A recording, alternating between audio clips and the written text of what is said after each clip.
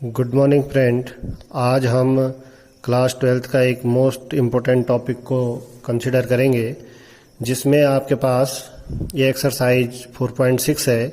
इसमें आपसे दो तरीके की बातें पूछी जाती है कि कोई लीनियर इक्वेशन, ये जो रैखिक समीकरण है, ये संगत है कि असंगत है। अब ये संगत और असंगतता के लिए देखी जाती है और इसको आप डिटर्मिनेंट्स की सहायता से, कक्षा 10 में तो हम लोग इनको दो रेखाओं के प्रतिच्छेदी होने की, दो रेखाओं के समांतर होने की और दो रेखाओं के समांतर और सर्वांगसम होने की स्थितियों के आधार पर करते थे। लेकिन अब डिटर्मिनेंट्स के आधार पर आप इसको कैसे समझाएंगे कि कोई रेखाएं कंसिस्टेंसी है और नॉन कंसिस्टेंसी मतलब संगत और असंगत है। जैसे कि आपके पास क्वेश्चन नंबर फर्स्ट दे रखा है कि x + 2y = 2 और 2x + 3y = 3, ये दो समीकरण संगत है कि असंगत है। कक्षा 10 में तो हम प्रतिच्छेदी होती थी तो संगत हो जाती थी और समांतर होती थी तो असंगत हो जाती थी। ये कक्षा 10 का कंसेप्ट है। लेकिन कक्षा 12 में आप इसको डिटर्मिनेंट्स के आधार पर कैसे करेंगे? सबसे पहले आप इन रेखिक को क्या लिखेंगे? एक आव्यूह के रूप में लिखेंगे। आव्यूह ए जो आपका बनेगा वो आपका बनेगा चर राशियों के गुणांक से। याद रखना, हमेशा आव्यूह ए जो आपका बनेगा वो चर राशियों के गुणांक से बनेगा। यहां पर x का गुणांक कितना है? 1, y का गुणांक कितना है? 2, x का गुणांक देखिए दूसरी पंक्ति में 2 और y का गुणांक देखिए 3। तो आव्यूह ए हमेशा किससे बनेगा? चर राशियों के गुणांक से। दूसरा आव्यूह जो आपका x होगा वो आव्यूह x आपका किससे बनेगा? इन x और y से। तो दो वेरिएबल है आपके पास, इसलिए जो दूसरा आव्यूह x बना वो x और y से बनेगा। और जो आव्यूह b आपका बनेगा, आव्यूह b आपका अचर से बनेगा, कांस्टेंट से बनेगा। तो यहां पर देखिए पहले समीकरण में कांस्टेंट कितना है? 2 और दूसरे समीकरण में 3, इसलिए आव्यूह b जो आपका बना वो कांस्टेंट से बना 2 और 3।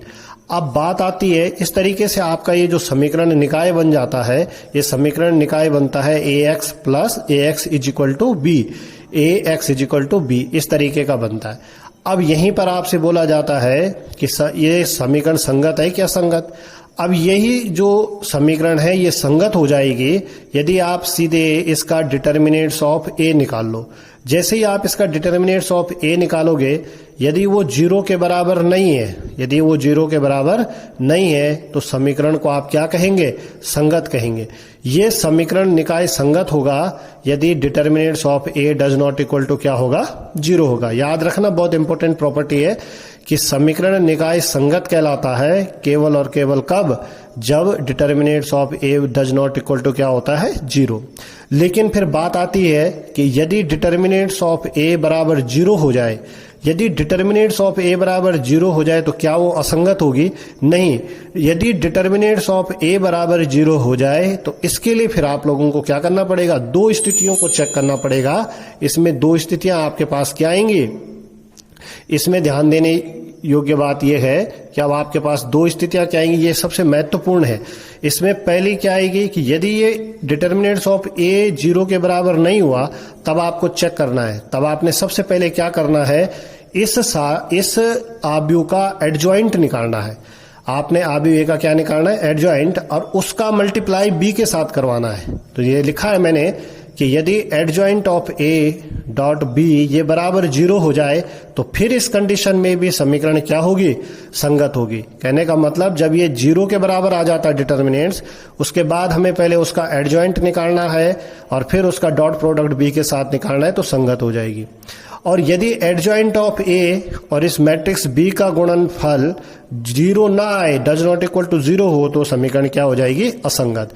तो असंगत के लिए कौन सी शर्त लागू होगी? असंगत के लिए ये लागू नहीं होगी कि डिटर्मिनेंट्स ऑफ ए = 0 हो जाए तो असंगत होगी। नहीं, अगर डिटर्मिनेंट ऑफ ए = 0 हो तो वो संगत भी हो सकती है और असंगत भी हो सकती है। तो उसके लिए आपको सबसे पहले क्या करना पड़ेगा? एडजॉइंट निकालना पड़ेगा। अब जैसे यहां पर देखिए कि आपने इस आव्यूह ए का डिटर्मिनेंट्स निकाला तो 1, 2, 2, 3 आपने क्या, आपको मान निकालना था 3 एकम 3, 2 दूना 4, आंसर आया -1। ये डज नॉट इक्वल टू 0 है। यहां पर determinants of A does not equal to क्या आ गया 0। इसका मतलब क्या हो गया, ये संगत हो गया और इसका ए इनवर्स अस्तित्व में है। तो यहां से ये क्वेश्चन भी था और इसके साथ एक कंसेप्ट भी आपको समझना था कि कंसिस्टेंसी और नॉन कंसिस्टेंसी आप कैसे चेक करेंगे। कंसिस्टेंसी के लिए, संगतता के लिए आपको दो चीजें चेक करनी पड़ेगी। एक तो determinants of A does not equal to 0 हो जाए तो सीधे सीधे संगत हो जाएगा, और यदि आपका डिटर्मिनेंट्स 0 हो जाए तब आपको दो चीजें चेक करनी पड़ेंगी कि adjoint of A dot B का वैल्यू 0 है या adjoint of A dot B का वैल्यू 0 नहीं है। यदि 0 हुआ तो संगत और 0 नहीं हुआ तो असंगत। आशा करता हूं आपको समझ आ गया होगा। इसी आधार पर मैं एक क्वेश्चन आप लोगों के सामने रख रहा हूं। ये प्रश्न संख्या 3 देखिए, यह है x प्लस 3y बराबर 5 और 2x प्लस 6y बराबर 8। आपसे मैंने अभी भी कहा कि आव्यूह a का जो निर्माण होगा वो चर राशियों के गुणांक से होगा। आव्यूह a का जो निर्माण होगा वो चर राशियों के गुणांक से होगा। तो इसका देखिए गुणांक 1, इसका गुणांक देखिए, यहां पर y का गुणांक देखिए कितना 3, यहां पर देखिए x का गुणांक 2 और y का गुणांक 6। तो आव्यूह a बन गया। x कौन सा आव्यूह बनेगा, जहां पर आपके पास वेरिएबल होंगे x और y, और b वाला किससे बनेगा, अचरों से 5 और 8।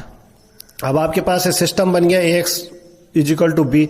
अब आपने सबसे पहले क्या करना है, कंसिस्टेंसी और नॉन कंसिस्टेंसी के लिए, संगतता और संगतता के लिए डिटर्मिनेंट्स ऑफ ए निकालना है। जैसे आपने डिटर्मिनेंट्स ए निकाला इसका, तो देखिए 6 कम 6, 3 दूना 6, ये कितना हो गया 0। अब यहां पर determinants A is equal to 0 आ गया।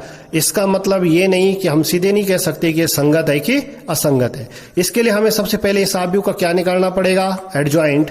और जब हम इसका एडजॉइंट निकालेंगे तो देखिए एडजॉइंट कैसे निकाले, ये शॉर्ट तरीका मैंने आपको बता रखा है कि आप क्या करें, ये जो आपके मुख्य डायगोनल के जो एलिमेंट हैं इनको आपस में इंटरचेंज कर दो। मुख्य डायगोनल है जो आपका, ये विकर्ण है, इसके एलिमेंट्स को क्या कर दो, इंटरचेंज। और ये जो सेकेंडरी डायगोनल है इसके सिर्फ साइन बदल दो। यहां +3 था, इसको -3 कर दो, यहां +2 था, इसको -2 कर दो। ये आपने एडजॉइंट ऑफ ए निकाल दिया। अब आपने एडजॉइंट ऑफ ए निकालने के बाद क्या करना है, एडजॉइंट ऑफ ए निकालने के बाद बी से उसका क्या कर देना है, डॉट प्रोडक्ट। जब आपने एडजॉइंट ऑफ ए का आव्यूह बी के साथ डॉट प्रोडक्ट किया तो फर्स्ट रो फर्स्ट कॉलम 6 पंजे 30 और 8 तियां 24 और 5 दूना -10 और 8 एकामा 8। अब देखो 30 में से 24 घटाओ 6 बचते हैं, 10 में से 8 घटाओ तो -2 बचते हैं। तो आप लोगों ने देखा कि ये डज नॉट इक्वल टू 0 आया। और अभी अभी मैंने ऊपर बताया था कि यदि आपके पास adjoint of A dot does not equal to 0 आए तो वो समीकरण क्या होगी, असंगत होगी, और जो असंगत होगी उसका ए इनवर्स अस्तित्व में नहीं होगा। इस कंसेप्ट को ध्यानपूर्वक समझो। इसी कंसेप्ट पर आपके पास हर साल एक 6 नंबर का सवाल आता है जिसको मैं फिर आगे करवाऊंगा। बहुत ही महत्वपूर्ण ये कंसेप्ट है, इसको समझने का प्रयास करें। Thank you.